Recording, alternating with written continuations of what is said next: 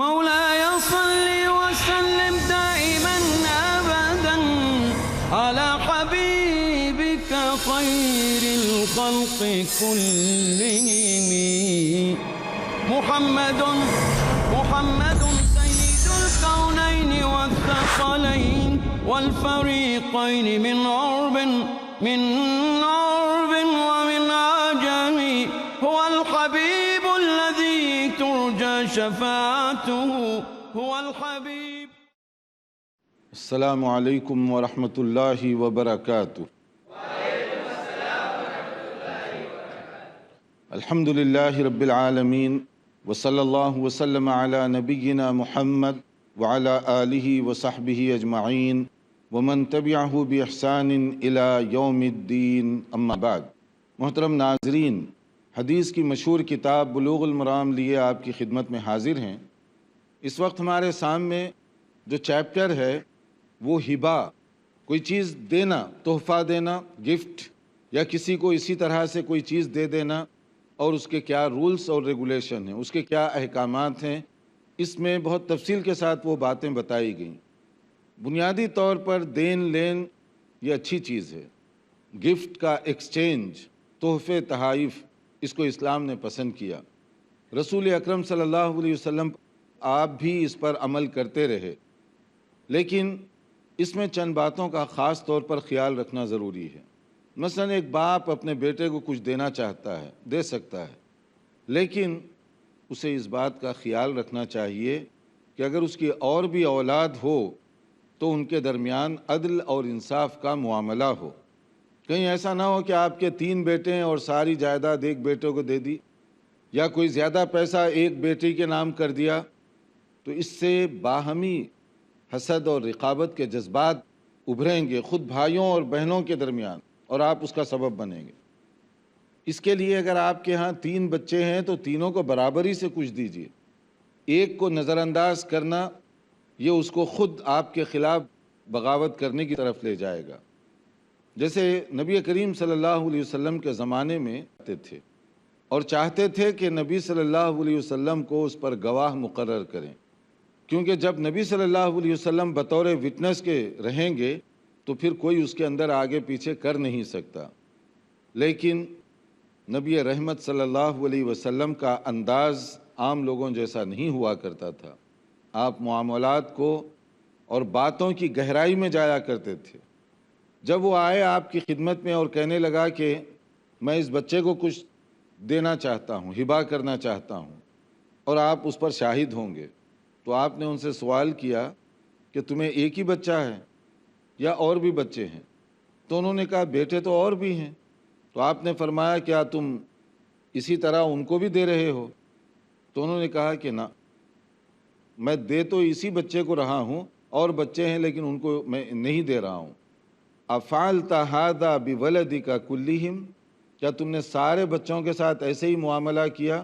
جب انہوں نے کہا لا، تو آپ نے فرمایا اتقوا اللہ وعدلوا بین اولادکم. صحیح بخاری اور صحیح مسلم کے الفاظ ہیں کہ اللہ سے ڈرو، تم اپنے بچوں کے درمیان انصاف کا معاملہ کرو. اگر تمہارے اور بھی بچے ہیں اور تم ان کو چھوڑ کر یہ ایک بچے کو دینا چاہتے ہو اور پھر کہتے ہو کہ اس بات پر میں گواہ بن جاؤں، یعنی تم یہ چاہتے ہو کہ ظلم پر، زیادتی پر، ناانصافی پر رسول اللہ کو گواہ بناؤ. ایسرک ان یکونوا لک فی البر سواء. باپ سے سوال کیا تم چاہتے ہو کہ تمہارے بچے تمہارے ساتھ مناسب سلوک کریں؟ سارے بچے. اب کون کہے گا کہ نہیں میں چاہتا ہوں ایک ہی بچہ اچھا سلوک کرے؟ انہوں نے کہا ہاں میں چاہتا ہوں کہ سارے بچے میرے ساتھ اچھا سلوک کریں، مناسب سلوک کریں. تو پھر آپ نے فرمایا فلا اذن، یعنی اس کا مطلب ہے کہ میں اس گواہی کو قبول نہیں کرتا اور تم جو دینا چاہتے ہو اس کو بھی ایکسیپٹ نہیں کرتا. یہ پوری جو حدیث ہے یہ والدین کے لیے ایک رہنمائی اور فراہم کرتی ہے. وہ یہ ہے کہ اگر آپ اپنی اولاد کو کچھ دینا چاہیں تو انصاف اور عدل کا معاملہ کیجیے. ایک بچے کو سارا دے دیں اور دوسروں کو محروم کر دیں، ایک دوسرے سے لڑیں گے، کٹیں گے اور ایک دوسرے کے خلاف خون خرابہ ہوگا، اور بطور باپ کے آپ سبب بنے اس کا. ایک بچے کو محروم کر دیں گے، جو محروم ہونے والا ہے یا تو اس کے اندر احساس کمتری کا وہ شکار ہوگا، یا نہیں تو ریئیکشن پیدا ہوگا۔ دونوں صورتوں میں فیملی لائف کے لیے سخت نقصان دہ ہے۔ بہت سارے ماں باپ، دنیا بھر میں دیکھنے والے بہت سارے ہمارے ناظرین بھائی اور بہنیں اس معاملے میں سنگین غلطیاں کرتے ہیں۔ باپ کی طرف سے، ماں کی طرف سے، خود اپنی اولاد کے بارے میں ناانصافی ہوتی ہے۔ شرعی طور پر یہ چیز پسند نہیں کی گئی۔ اللہ تعالیٰ نے آپ کو اولاد دی ہے تو آپ ان سب کے لیے برابری کا معاملہ کریں، انصاف کا معاملہ کریں۔ بظاہر بعض اوقات ہو سکتا ہے کہ اگر کوئی بچہ، اس کے اخلاق اچھے ہوں، سیرت اچھی ہو، والدین کے لیے وہ مطیع اور فرما بردار ہو، اطاعت گزار ہو، تو اس کے لیے ہمدردی کے جذبات، محبت ہو سکتی ہے زیادہ ہو جائے۔ یا اسی طرح کوئی بچہ زیادہ ذہین ہو تو اس سے بھی ماں باپ کو فطری طور پر محبت ہوتی ہے۔ یا ایک بچہ ایسا ہے جس کے کارنامے بہت اونچے ہیں تو ماں باپ کو اس سے خوشی ہوتی ہے۔ تو خوشی، مسرت، یہ قلبی کیفیت، اس سے منع نہیں کیا گیا، بلکہ آپ کا سلوک ان کے ساتھ برابری کا ہونا چاہیے، تاکہ سب بچے یہ سمجھیں کہ یہ ہمارے باپ سب کے لیے مہربان ہیں، یہ امی جان سب کے لیے مہربان ہیں، اور یہ انداز ہونا چاہیے۔ ورنہ زمینداری کے مسئلے میں، کھیتی باڑی کے مسئلے میں، گھروں کے مسئلے میں اور روزانہ کی زندگی میں اس طرح کی چیزیں بہت زیادہ دیکھنے میں آتی ہیں۔ ایک اور بھی پرابلم ہے کہ مثلاً ایک بچہ یا ایک بچی کوئی اچھی تعلیم پا رہے ہیں، وہ تھوڑا سا اونچے مراحل پہ چلے گئے، تو ماں باپ کو چاہیے کہ دوسرے جو بیٹے ہیں ان کے ساتھ بھی اچھے انداز کا مظاہرہ کریں۔ آپ کی توجہ اگر وہ ایک بیٹا یا بیٹی جو ہائر ایجوکیشن میں پہنچی اسی کے ساتھ خاص ہو جائے تو دوسروں میں پھر رد عمل کی کیفیت پیدا ہوگی اور اس کا نقصان سب کو اٹھانا پڑے گا۔ بے شک ایک بیٹا بیٹی جو اونچے درجات میں پہنچے ہیں، اعلیٰ تعلیم پا رہے ہیں، ان سے آپ کو لاڑ اور پیار ہو سکتا ہے، محبت کرنے سے منع نہیں کیا گیا، مگر ان سے لاڑ اس انداز کا نہ کیجیے کہ دوسرے بھائی رقابت کی آگ میں جلیں، دوسرے بھائیوں کو اس سے حسد پیدا ہو جائے۔ اسی طرح بعض اوقات ہو سکتا ہے ایک بیٹی زیادہ خوبصورت ہو، اب دوسری بیٹیوں کو آپ نظر انداز کر دیں، جو کپڑا لا رہے ہیں اسی ایک بیٹی کو دے رہے ہیں، جو ڈریس بنا رہے ہیں اسی کو دے رہے ہیں، جو زیورات نظر انداز کر دیں، جو کپڑا لا رہے ہیں اسی ایک بیٹی کو دے رہے ہیں، جو ڈریس بنا رہے ہیں اسی کو دے رہے ہیں، جو زیورات خرید رہے ہیں اسی کو دے رہے ہیں۔ گویا کہ وہ جو بچی جو حسن و جمال کے ساتھ ہے، آپ کی ساری توجہ اس کے لیے ہے اور دوسری بیٹیوں کو آپ نظر انداز کر رہے ہیں، تو یہ جو ہے بیٹیوں کے اندر بھی سنگین قسم کے نقصانات کا باعث بن سکتا ہے، کیونکہ بیٹیاں تو آپ کی ہیں، آپ کو چاہیے کہ ان سب کے ساتھ انصاف کا اور عدل کا معاملہ کریں۔ اسی طرح اگر کسی شخص کے مثلاً 3 بھائی ہیں، 3 بہنیں ہیں، ان کے ساتھ بھی عدل و انصاف کا معاملہ کرے۔ اگر ایک بھائی کی وزٹ کر رہے ہیں تو دوسرے کی بھی کریں، تیسرے کی بھی کریں۔ آنا جانا، خیر خیریت، یہ سب بھائیوں کے ساتھ ہو۔ جو بھائی آپ کا ویلکم زیادہ کرے گا، جو آپ کے ساتھ زیادہ اچھے انداز سے بات کرے گا، قلبی طور پر آپ سے اس کو زیادہ محبت ہوگی، اس سے انکار نہیں ہو سکتا، اتنی بات تو درست ہے، مگر اس کے ساتھ اٹیچمنٹ اور محبت کا معنی یہ نہیں ہے کہ آپ دوسرے بھائیوں کو نظر انداز کر دیں یا دوسری بہنوں کو نظر انداز کر دیں۔ اس کی وجہ سے پھر وہی فتنہ اور فساد یہ پیدا ہوگا۔ یہ معاملہ صرف اولاد کا نہیں، بھائی بہنوں کا نہیں ہے، بلکہ یہ معاملہ کلاس میں ٹیچر کے ساتھ بھی ہے کہ ایک ٹیچر کے سامنے اگر 20 طلبہ بیٹھے ہوئے ہیں اور ٹیچر کی ساری توجہ ایک اسٹوڈنٹ پر ہو تو باقی کا کیا ہوگا ریئیکشن؟ وہ سمجھیں گے کہ ہم کلاس کا حصہ نہیں ہیں، یا استاذ محترم ہمارے ساتھ دلچسپی کا اظہار نہیں کر رہے ہیں، یا وہ لڑکا جب بات کرتا ہے تو توجہ سے سنتے ہیں اور ہماری بات نہیں سنتے، تو اس کی وجہ سے ان کے اندر پھر وہ دشمنیاں پیدا ہوں گی، دوسرے طلبہ احساس کمتری کا شکار ہوں گے۔ یہ ٹیچنگ میتھڈ کے بھی خلاف ہے۔ یہ بات بھی نیچرل ہے کہ اگر ایک طالب علم ذہین ہو، کلیور ہو، تو ٹیچر کی دلچسپی اس کے ساتھ ہو سکتی ہے، محبت بھی ہو سکتی ہے اس کے ساتھ، کیونکہ وہ زیادہ باتوں کو سمجھ رہا ہے، درس کو پک اپ جلدی کر رہا ہے، یہ اچھی چیز ہے، مگر یہ لمٹ کے باہر جب ہو جائے تو دوسرے طلبہ اس کے ساتھ دشمنی کریں گے۔ اور یہی چیز دیگر شعبوں میں بھی آپ دیکھ سکتے ہیں، جہاں بھی اللہ نے موقع دیا ہے، چاہے آپ کام کاج کا مسئلہ ہو، چاہے آپ کلاس ٹیچر ہوں، چاہے آپ کوئی ڈپارٹمنٹ کے مینیجر ہوں، یا کہیں پر اور کوئی ذمہ داری آپ کو دی گئی، آپ کا سلوک اور معاملہ ایسا ہونا چاہیے کہ اسٹاف کو یہ فیل ہو کہ آپ سب کے ساتھ برابری کا سلوک کر رہے ہیں. ایک آدمی دیر سے آ رہا ہے، آپ اس کو اگنور کر رہے ہیں، نظر انداز کر رہے ہیں. دوسرا آدمی تھوڑی سی غلطی کرتا ہے تو آپ اوور ریئیکٹ کرتے ہیں اس کے خلاف.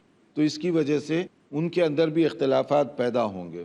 تو اس لیے ان سب چیزوں کا خلاصہ یہ ہے کہ ہر جگہ جتنا ممکن ہو سکتا ہے عدل و انصاف کا معاملہ کریں.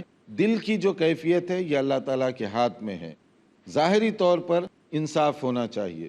ناظرین دیکھتے رہیے ہمارا پروگرام. والثقلين. ناظرین وقفے سے پہلے ہم بتا رہے تھے کہ اولاد کے درمیان انصاف اور عدل کا معاملہ ہونا چاہیے، چاہے والدین تحفے کی شکل میں کچھ دیں یا اسی طرح سے کچھ نوازیں.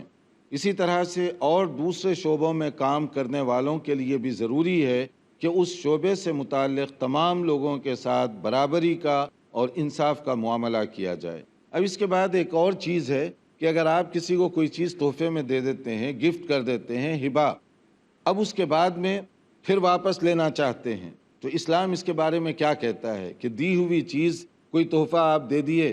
جیسے آپ نے دیکھا ہوگا کہ بعض اوقات چھوٹے بچے آپس میں کوئی چیز ایکسچینج کرتے ہیں، کھانے پینے کی چیز، اور کبھی لڑائی ہو جائے تو کہتے ہیں میں نے تمہیں کل مٹھائی دی تھی واپس کرو.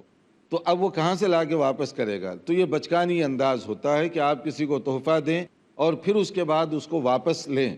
تو یہ چیز اسلامی نقطۂ نظر سے سخت ناپسندیدہ ہے. اتنی ناپسندیدہ ہے کہ کوئی چیز دے کر بطور تحفے کے واپس لینا. رسول اکرم صلی اللہ علیہ وسلم نے اس سلسلے میں جو فرمایا، العائد فی ہبتہ کالکلب یقیء ثم یعود فی قیئہ، بخاری اور مسلم کے الفاظ ہیں، بہت اتھینٹک حدیث، ذرا اس پر غور فرمائیے. اپنا تحفہ دینے کے بعد، گفٹ کرنے کے بعد واپس لینے والے کی مثال ایسی ہے جو الٹی کر دے، قے کر دے کتا، اور پھر اسی کو چاٹنے لگ جائے. یہ جتنا برا ہے اسی طرح سے ہے کہ آپ کسی کو دے دیے اور پھر اس کے بعد کہتے ہیں لاؤ کل جو میں نے تحفہ دیا تھا مجھے واپس کرو. تو اسلامی شریعت میں اس چیز کا تصور ایسے رکھا گیا جیسے کوئی الٹی کرے اور اس کو چاٹے دوبارہ. اور یہ عادت جیسے کہا گیا کلب یعنی وہ کتے کی طرح سے ہے، یعنی یہ چیز انسانی معاشرے کے اندر پسندیدہ نہیں ہے.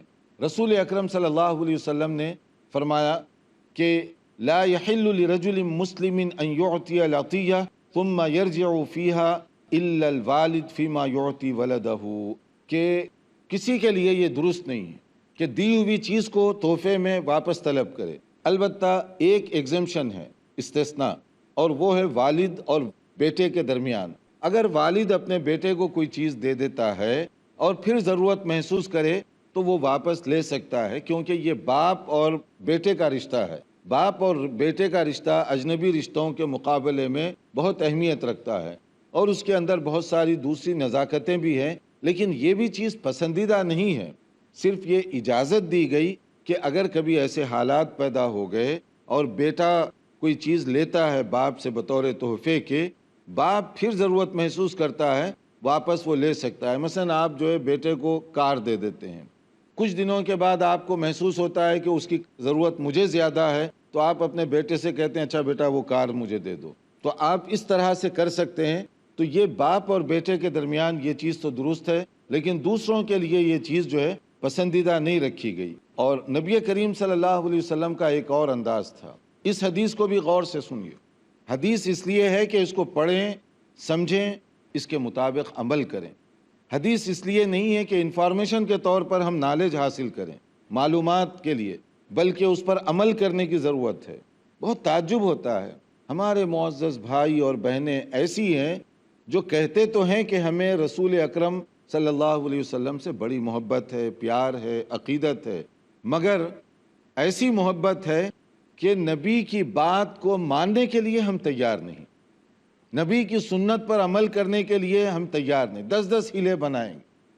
اب دیکھیے رسول اکرم صلی اللہ علیہ وسلم تحفے تحائف کے مسئلے میں آپ کا اصول کیا تھا؟ تحفہ کوئی دیتا عام طور پر آپ کی بھی کوشش ہوتی کہ اس کو بھی کچھ دے دیں. ظاہر ہے وہی چیز نہیں. مثلا آپ کو کوئی پین دیتا ہے، آپ کے لیے ضروری نہیں کہ پین ہی تحفے میں دیں، آپ کوئی کتاب دے سکتے ہیں، آپ کوئی اس کو ٹوپی لے کر دے دیں، یا آپ اسے جو ہے کوئی عطر دے دیں، کوئی بھی ایسی چیز دے دیں جو آپ افورڈ کر سکتے ہوں آسانی کے ساتھ. تو تحفہ جو ہے دونوں طرف سے چلتا ہے. نبی صلی اللہ علیہ وسلم کا انداز کیا ہوا کرتا تھا؟ کانا رسول اللہ صلی اللہ علیہ وسلم یقبل الہدیہ ویثیب علیہا، بخاری کی حدیث کہ رسول اکرم صلی اللہ علیہ وسلم قبول بھی فرماتے، کوئی تحفہ دیتا قبول کیا کرتے تھے، صدقہ نہیں لیتے، تحفہ اور ہدیہ قبول کرتے تھے، اور پھر آپ بھی وقتاً فوقتاً لوگوں کو نوازتے رہتے تھے، کچھ نہ کچھ جو بھی آپ کے پاس ہوتا وہ لوگوں کو دیا کرتے تھے، یہ نبی کی سنت ہے۔ مگر آج کل عام طور پہ دیکھا یہ جاتا ہے، خاص طور پر بعض دینی رہنما، چاہے وہ پیر حضرات ہوں، مرشد ہوں، شیوخ ہوں، فلاں ہوں، مختلف قسم کے، تحفہ لینا جانتے ہیں، دینا جو ہے نا وہ نہیں جانتے۔ یعنی حدیث کا گویا آدھا لفظ آپ نے پڑھا ہے کہ لینا جائز ہے، لینا ہی جائز نہیں ہے، دینا بھی چاہیے۔ رسول اکرم صلی اللہ علیہ وسلم لیا بھی کرتے تھے، دیا بھی کرتے تھے، اور عموماً تحفہ اور ہدیے کی اصل یہی ہے کہ لین اور دین۔ یہ ضروری نہیں کہ ابھی آپ کو کوئی دیا اسی مجلس میں آپ بھی دے دیں، آپ بعد میں بھی دے سکتے ہیں، کسی مناسبت سے اس نے آپ کو تحفہ دیا، دوسری مناسبت میں آپ اس کو تحفہ دے دیں۔ آج کسی نے آپ کو کوئی گفٹ دیا، کل یا کسی اور موقع پر آپ اس کو دیں، یا کوئی سفر پر گیا، کوئی خاص چیز لا کر آپ کو بطور تحفے کے پیش کر رہا ہے، آپ جب سفر پر جائیں تو آپ وہاں کی کوئی چیز لا کر اس کو تحفے میں دیں، یہ دونوں طرف سے ہونا چاہیے۔ لیکن کتنے تعجب کی بات ہے کہ وہ لوگ جو دین کا کام کرنے والے دینی رہنما، ان میں بہت اچھے لوگ بھی ہیں، مگر کچھ ایسے بھی لوگ ہیں جو صرف اصول کرنا جانتے ہیں۔ دینا جو ہے ان کی یا تو ڈائری میں ہے ہی نہیں، یا ڈکشنری میں دینے کا لفظ انہوں نے پڑھا نہیں ہے، کیونکہ ان کے جو مرید ہیں، ان کے جو چاہنے والے ہیں، شاذ و نادر ہی ان کو کبھی اتفاق ہوا ہوگا کہ ہمارے دینی رہنما ہمیں بھی کبھی تحفہ دیتے ہیں۔ ہمیشہ لینے کی امید کرتے ہیں، لیکن دینے کی امید بہت کم ان سے کی جاتی ہے۔ نبی کریم صلی اللہ علیہ وسلم دیکھیے ایک اور موقع پر آپ کے ساتھ ایک دلچسپ چیز پیش آئی۔ صحابہ کرام اور خاص طور پر جو دیہات قریے کے رہنے والے تھے، ان کی اپنی تہذیب ذرا مختلف قسم کی ہوتی تھی، اور آپ کو پتہ ہے دیہاتی زندگی میں تکلفات، تصنعات، آرٹیفیشل چیزیں نہیں ہوتی، جو ہے اسٹریٹ فارورڈ، سامنے سامنے ہوتا ہے۔ شہری زندگی میں بڑے تکلفات ہوتے ہیں، آپ نے دیکھا ہوگا کہ گھر میں کھانا نہیں ہے لیکن ایکٹنگ ایسے کریں گے بہت زیادہ ہے، تو اب بار بار مہمان کو پوچھ رہے ہیں کہ آپ کھائیں گے۔ اب وہ اس انداز سے پوچھتے ہیں کہ وہ ہاں کہہ ہی نہیں سکتا کہ نہیں، ٹائم تو بہت کم ہے اور جو ہے جلدی جانا ہے، ویسے کھائیں گے آپ؟ تو اب آدمی کیا کہے گا کہ کھاؤں گا، کہے گا کہ آپ پوچھ ایسے انداز سے رہیں، یا آپ کی ٹرین کا ٹائم ہو گیا ہے، راستہ آدھے گھنٹے کا ہے، ویسے کھانا تیار ہے، کھا لیں گے آپ؟ اتنی دیر لگا دیں گے کہ اگر وہ کھانا رکھ دیں تو یہ تمہید سے زیادہ وہ کھا سکتا ہے، لیکن دینا ہوتا نہیں ہے، اس لیے اس طرح کے ایکسکیوزز تلاش کرتے ہیں۔ مگر نبی صلی اللہ علیہ وسلم کا انداز دیکھیے کیا ہوتا تھا۔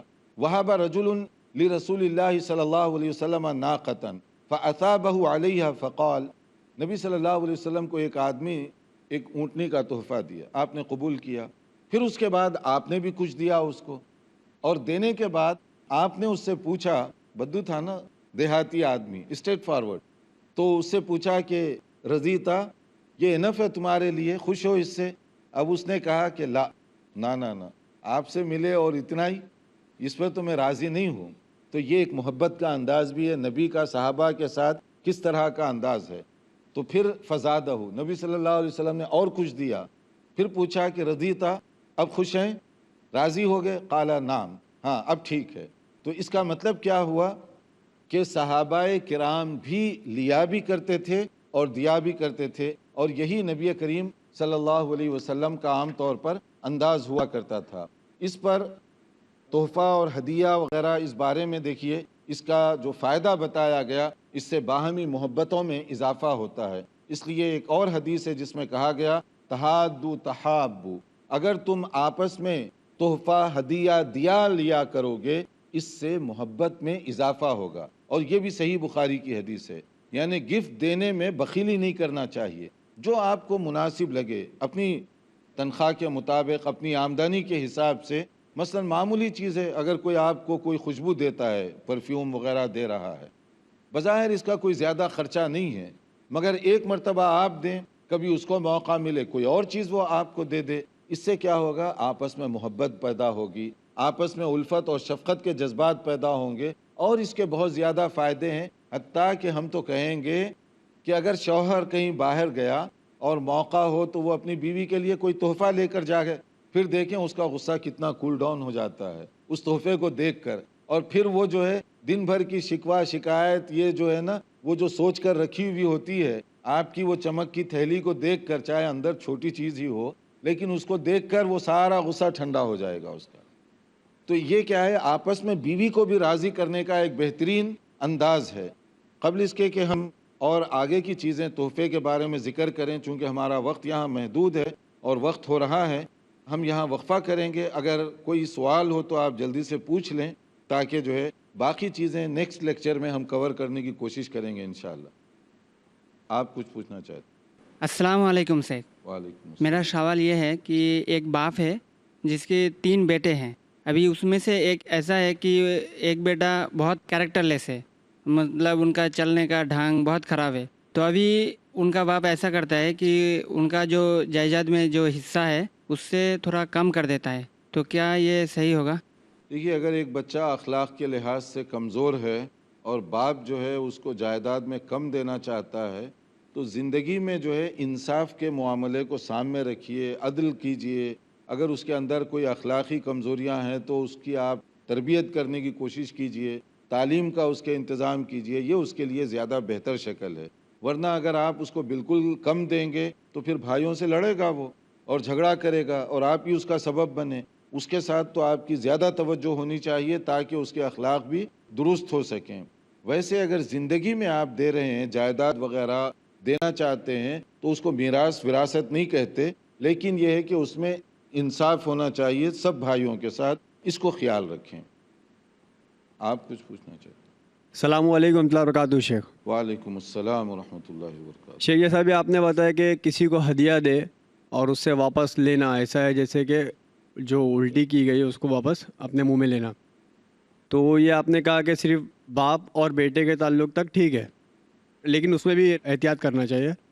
ابھی جیسے میں نے اپنی بیوی کو کچھ تحفے میں دیا، گولڈ دیا مثال کے طور پہ، اور مجھ کو فیوچر میں ضرورت پڑ گئی، مطلب بیچنا پڑے، حالت خراب آ جائے، تو کیا میں اپنی بیوی سے وہ لوں گا اور مجھے وہی کنڈیشن آئیں گی؟ یہ تو آپ نے بڑا خطرناک سوال کیا کہ پتہ نہیں پھر عورتیں لڑائی کے لیے نہ آ جائیں۔ کہ دیکھیے، اگر آپ بیوی کو کوئی خاص طور پر زیور دیتے ہیں تو زیور عورت کی کمزوری ہے، اگر اس کو آپ واپس لیں گے تو ایسے واپس لینا ٹھیک نہیں ہے، اس کے لیے بھی اصول تو وہی ہے، لیکن میاں بیوی میں اتنی انڈرسٹینڈنگ ہونی چاہیے کہ اگر آپ کی کوئی مجبوری ہے، کوئی ضرورت ہے تو بیوی خود محسوس کرے۔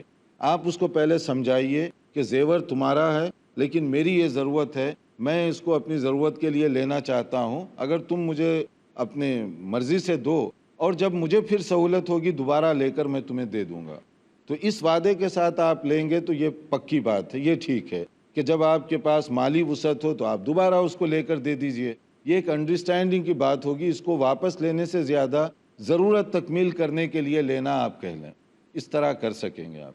یہ اور اس طرح کے اور بہت سارے ہمارے سوالات ہیں، لیکن چونکہ ہمارا وقت محدود ہے، آئندہ لیکچر میں ہم کوشش کریں گے کہ آپ کے دیگر سوالات کے بھی جوابات دیے جائیں۔ دیکھتے رہیے ہمارا پروگرام، نئی معلومات کے ساتھ آئندہ حاضر ہوں گے آپ کی خدمت میں انشاءاللہ۔ والسلام علیکم ورحمۃ اللہ وبرکاتہ۔ مولاي صل وسلم دائما أبدا على حبيبك خير الخلق كلهم محمد سيد الكونين